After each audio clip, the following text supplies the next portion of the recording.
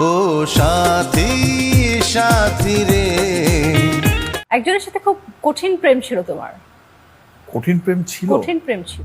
বাংলা সিনেমার পোস্টার বয় শাকিব খানের প্রেম বিয়ে নিয়ে তার ভক্তদের মধ্যে কৌতূহল ও আবেগ কাজ করে। তাই তো তার ব্যক্তিগত জীবন, গোপন বিয়ে, বিচ্ছেদ এবং প্রেমের গুঞ্জন নিয়ে ভক্তদের মাঝে নানান আগ্রহ দেখা যায় সোশ্যাল মিডিয়ায়। বিশেষ করে তার প্রেম ও বিয়ে নিয়ে নানান সময়ে আলোচনা সমালোচনা হলেও বরাবরই নীরব থাকেন এই সুপারস্টার।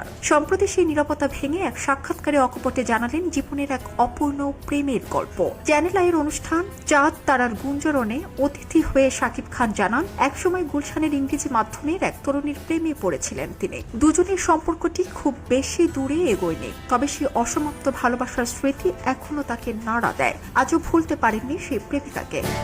গুলশানের প্রেম নিয়ে শাকিব আরো বলেন, আমার বাসার কাছাকাছি ছিল ওর বাড়ি, দেখতেও ভীষণ সুন্দর ছিল। আমি কিন্তু তার সঙ্গে সেটেলড হতে চেয়েছিলাম। আমি মনে মনে সিরিয়াসলি তাকেই বিয়ে করতে চেয়েছিলাম, আর আমাকে মেয়েটি খুবই ভালোবাসতো। আমি সত্যিই তার সঙ্গেই সংসার করতে চেয়েছিলাম। মাঝে মাঝে একা বসে ভাবি, আমি চাইলাম কাকে, ভালোবাসলাম কাকে, আর কোথায় গেলাম।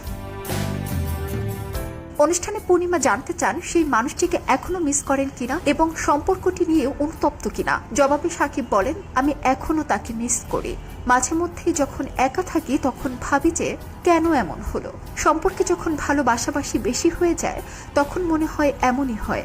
এরপর তাকে প্রশ্ন করা হয়, সেই তরুণী যদি আবার জীবনে ফিরে আসেন তাহলে তাকে গ্রহণ করবেন কিনা। উত্তরে শাকিব বলেন, সে অনেক ভালো কিছু ডিজার্ভ করে। আমি চাই সে অনেক ভালো থাকুক।